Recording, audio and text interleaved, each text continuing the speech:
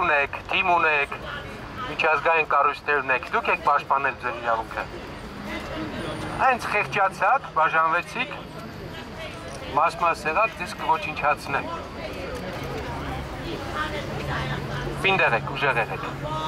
և երբեք ուրիշի վրա հույս մի դրեք։ Դուք եթե դառնաք համայնք, արհմիություն, թիմ, ձեզ ոչ մեկը, ոչ մի հացականով, ոչ մի գողականով,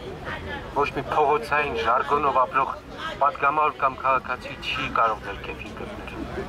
Դուք միասին չեք։ Դուք առաջին հերթին պետք է մտածեք, որ մասնագետ եք, ժուրնալիստ և եք դաշտում լինեք համերաշխ։ Ներող կլինեք, սա մի տեսակ խորհրդի նման եղավ, բայց եթե դուք համերաշխ լինեք, անկախ նրանից, որ լրատվականում եք աշխատում կամ որ քաղաքական ուժին եք համակրում,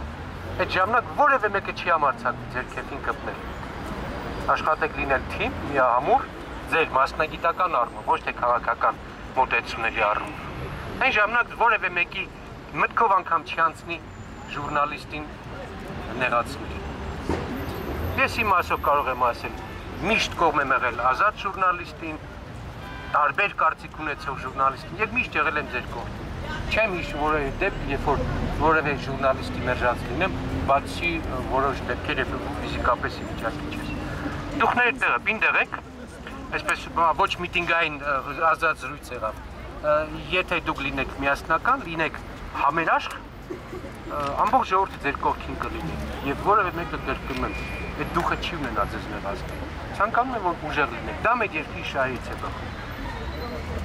Շնորհակալություն։ Չգիտեմ, ստացվեց։ Մենք